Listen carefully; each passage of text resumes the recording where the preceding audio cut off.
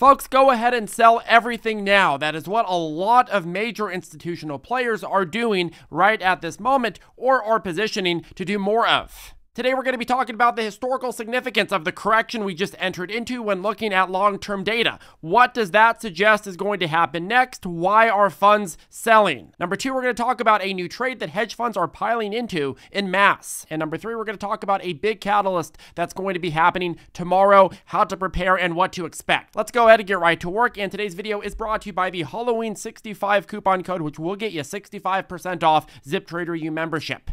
It's a one-time fee, and it will give you access to our step-by-step lessons, which are about 10 hours, our daily morning briefings on different catalysts that we see each and every market open morning. We've had some big runners as of the last couple of weeks, which we've talked a lot about, and of course, our private chats and other resources that you can learn more about with that link down below. Okay, folks, so we are entering into a critical time for the market. As of a few trading days ago, we hit the official definition of a correction, which means dropping down 10%. And when you hit a correction, you enter into a new paradigm in a market where fund managers and algos are looking at historical correction data to judge their next positioning and their next overall moves. And if you look at the corrections from 1950 to 2022, there have been a total of 22 corrections, and the average days to bottom during a correction is 4.3 months or 132 days. Only 96 days in corrections happening since 1993, the last 30 years. And out of the 34 correction declines experienced in the last 34 years, only 12 turned into bear markets, which means that if you're in a correction, there's a 35% chance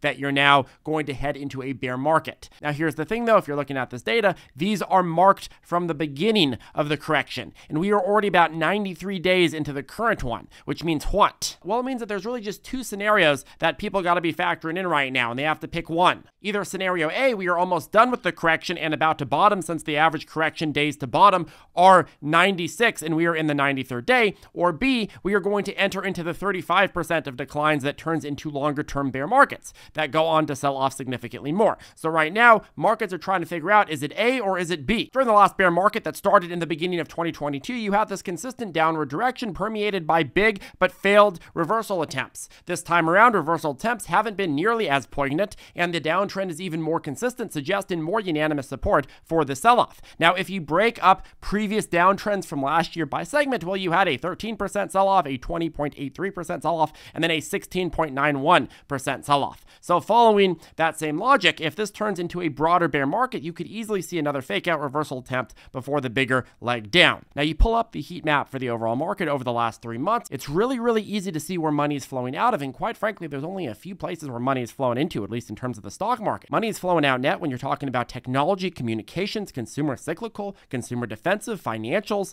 industrials. The only areas where you're seeing any capital fly in is into a few healthcare stocks and certainly energy stocks. But other than that, net, you're getting a lot of withdrawals from the overall market. Now, people will look at the last couple of days and they'll say, hey, Charlie, stock market's going up. That means everything's good. But folks, you got to keep in mind that this is a trend game, right? Nothing is ever straight down or straight up. So you got to be very, very careful when you're analyzing a day or two of trading when you have a 3-month downtrend. But besides the massive selling that you've had in the overall market, well, you're also getting a lot of short selling, a lot of people, a lot of big funds betting against the market. From Reuters, quote, global macro hedge funds are now bearish on equities, leaving behind bullish bets, which were part of their strategy for most of the year, while commodity trend advisors, CTAs, increased their short positions.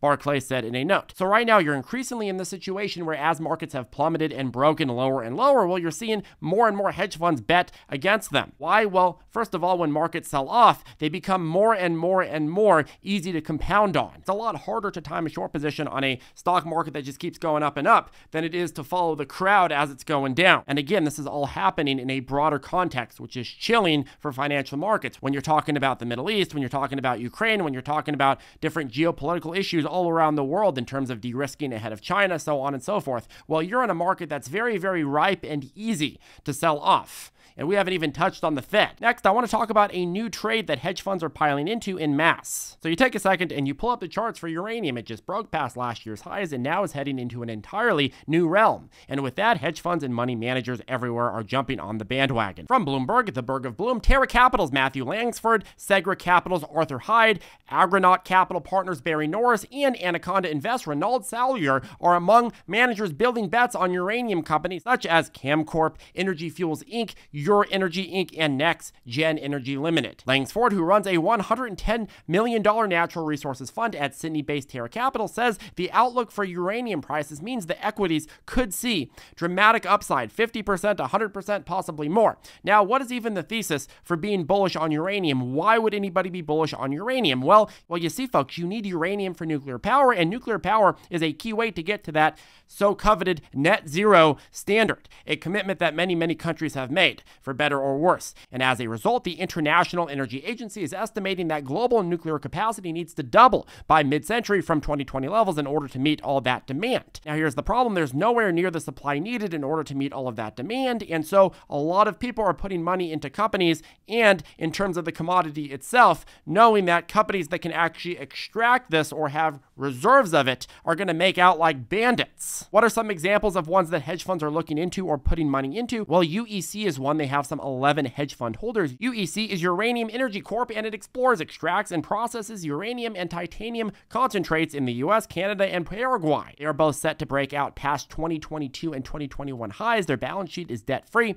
Another arbitrage that hedge funds are playing right now is 4U's, U, and U. For Energy Fuels Inc., they have about 9 hedge fund holders, and they are an extractor and exploration uranium recovery play based in the United States. And then you have overall uranium ETFs like URNM. Now, I'm not saying that you should trade this new trend or not, but what I am saying is this is what the hedge funds are doing. And while long-term trends suggest more and more demand, well, the big reason that they are allocating to uranium right now is, in my view, not just because of the demand side, but also the supply side. There's a lot of countries that have growing rifts between them. There's a lot of trade tensions that are growing, and all of those things are going to create more and more supply side issues for uranium, which again is going to drive up the price for uranium, the commodity, as well as companies that can easily extract it, or at least have the availability to do that. If all of those things come true, you can expect a really, really heightened price. Okay, let's cap off this video with the next event that's coming out, and that is tomorrow. We're going to have the next FOMC press conference and next rate hike decision and